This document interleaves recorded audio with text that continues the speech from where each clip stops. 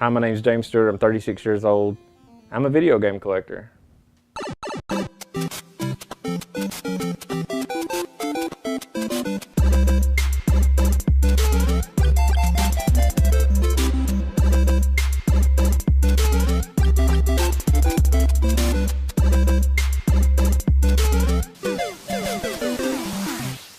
How I got into collecting was, I guess, simply because I'm an extremist at what I do. I have an addictive personality.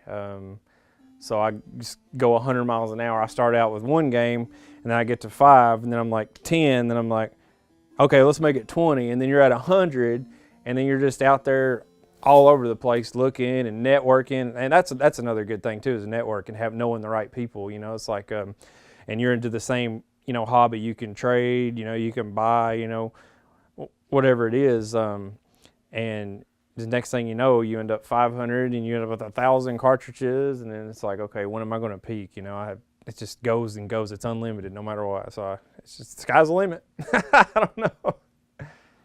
So this right here is the NES, Nintendo Entertainment System, right? Mario Duck Hunt, remember, that come with the pack-in when you grew up. So there's the first one. And then here we got the Super Nintendo, which I got Super Metroid in right now. But this come out, let's see, about 6 years after, I think 1991, after the original Nintendo. Here we have the Nintendo 64, which I've got some controllers and stuff on. Of course, you got to play Mario Kart and have your quad port going on. And this, you either had a jumper pack or an expansion pack. The expansion pack required to play Zelda Majora's Mask, and I think Ocarina of Time and Donkey Kong 64, you could not play without this expansion pack. So that's a good little tip to remember. And then right here's the GameCube. I think it come out in, say this is 96. I think this is 2000, 2001-ish. There was great games for it, of course. Nintendo's, first line right there. And then we go here, we got the Wii, got the Wii U. Then we got the PlayStation 1. Oh man, some great games for that. PlayStation 2 Slim, PlayStation 2 Fat, the Fatty. This is actually like moddable as opposed to where the Slim wasn't. And then here we just got the NES Advantage Pad. If you're playing a good beat 'em up game like Double Dragon or something like that, it was always fun. Play Top Gun with this guy here. What got me into video games was, I'd say, around late 80s, my cousin, he was just real big, had the Nintendo.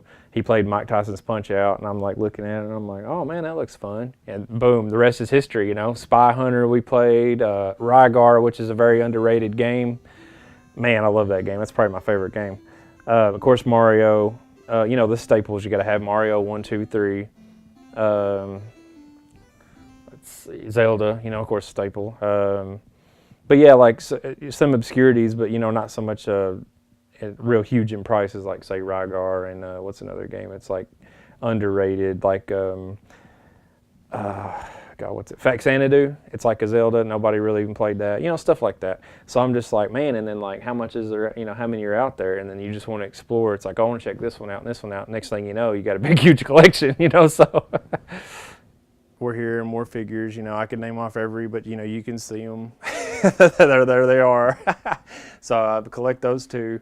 Then we get to Nintendo games. There's 678 original Nintendo games, and I have 512 or 512, 513, I believe. I think 512. So I got a ways to go. Growing up, man, I would have to say Rygar. I mean, that's so crazy because I guess because my cousin William, which he's passed away, he was in a bad head-on collision a year ago. But anyway, it was because this is where it all started, And so basically, like, it was just like, oh, check this game out. And then, man, I was just playing it, and I was like, man, this is a really cool game. And I got it now, and I play it, and I'm like, nobody ever talks about this game. And then the game today that I really like playing, I would say, man, that's a really hard question. Oh, wait, I'm on NES. I just thought, I think Zelda Ocarina of Time was like, man, I mean, come on, that's like the best game ever, I think. Like, then we get to the 64 collection. There's 296 U.S. licensed games. I have 264, so I need 32 more, and then I'll have a complete collection of the 64 games. Then we get down here to Super Nintendo, and Super Nintendo, as opposed to NES, 64, and Super Nintendo, I've not been so big as getting out there and collecting. I mean, well, you can't really do it all. I mean, that's just ridiculous. That's crazy. So almost having the complete collection of 64, I'm like mediocre with Super Nintendo. So there's probably 100 or so there. Then we get down here, and there's Sega games, and I'm not not even close to. I'm not really out there looking for Sega games. I'm mostly all Nintendo. And then these right here are actually the Japanese Famicom games. There's Mickey Mouse, and there's Ultraman, which is the variant, the equivalent to Mega Man here in the States. Actually, the first one I owned was Sega Genesis. Yeah, sure enough. And it's funny because like I'm all Nintendo, you know. But like Sega was the first one I owned, and then after that PlayStation, and then Nintendo came along. So. Okay, so Nintendo came along much later. Yeah, because my cousins, I played Nintendo at his house when I was like 5, 6 years old. So growing up then, would you say you were more of a Sega kid over a Nintendo? Yeah, actually growing up, yeah. Yeah, and it's definitely changed today. Now I don't even play Sega. So, yeah, it's funny, man. See, we got the Switch on top, which I passed up. Behind it, we got the Wii U. And as we venture over here, I got Luigi, you know, standing guard. But we got the NES Classic Edition right here, right? And then we go over here, we got the Super Nintendo Classic Mini, the SNES Mini, people like to call it. And the 30-in-1, it's got 30 games and 30 games, which are moddable. And then here, I call this, well, a fishbowl because it's a fishbowl. And it's full of DS games, 3DS games, Game Boy Advance games, Game Boy games. Sega, I don't know if you guys remember, like Sega Channel. Do you remember that? Dude, nobody, like, I've so many. No one else talks about that. No! That's where it started. That's where the Sega was like, oh man, Sega Channel, you mean like I can pay like $10 a month? You know, of course, your parents pay $10 a month because you're like in freaking middle school. And it's like, dude, I can like select. And you got to think like this is like late 80s, early 90s. It's like I can select what game I want to play for a subscription. That's awesome. So that's really where Sega just took off, you know, for me anyway.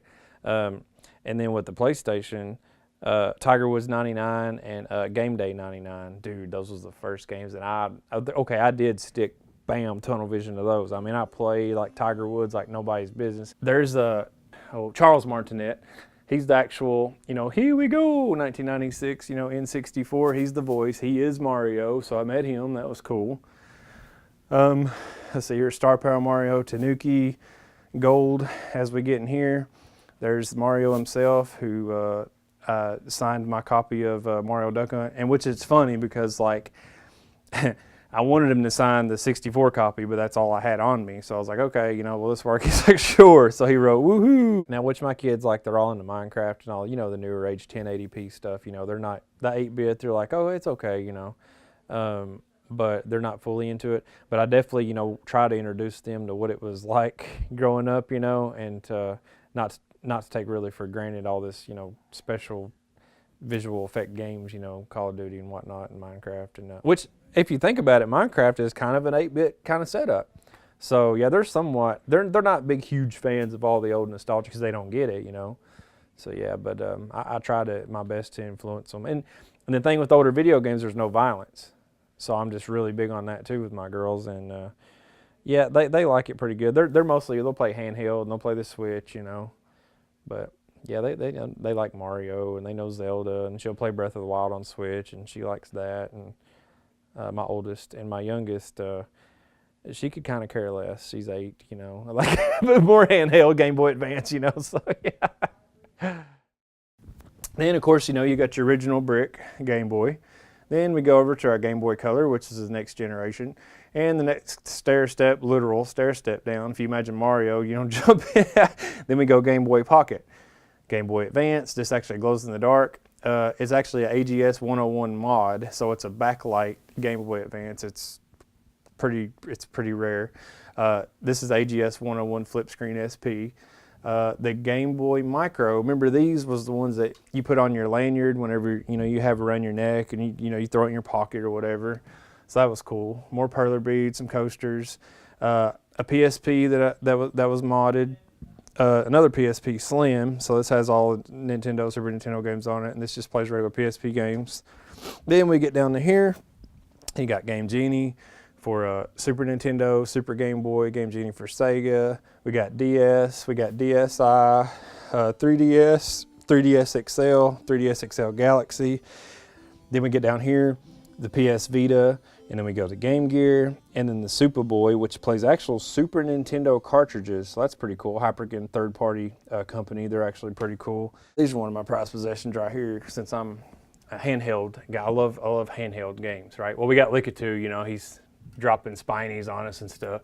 As you know, the original Game Boy games, they come in a cardboard form, the game did, and you didn't have like a clamshell or any way to, display your games or whatever. It's usually just loose cartridges. You got the game when you was growing up, and you threw the cardboard box in the trash, right? Well, this is where these come in. There's a guy out in Las Vegas I contacted.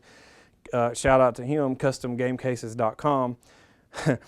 Dude is a genius. So he's got the mold for these, right? Look, you just put your original Game Boy cartridge in there, and you're good to go.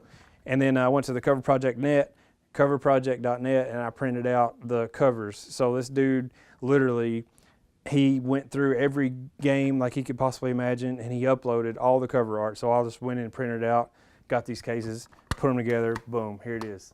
So these are cool. Well, with, I have like depression and, video games just really take my mind off of things that's going on, and then they really make an impact on me because I can be positive while I'm playing and not even think about any of the cares in the world, So that's probably, I'd say, it's a pretty good impact, I'd say, to be in a better mood. It puts me in a better mood, As you can see, the wall mural, just little, like you're actually in a level. No, I'm not I'm like carpal tunnel on my wrist or hurting fingers. I'm not that guy, like I really don't play as much as I should or whatever. I'm just, casual, don't really come in here and glue my eyes to the TV and just play until I'm like a zombie.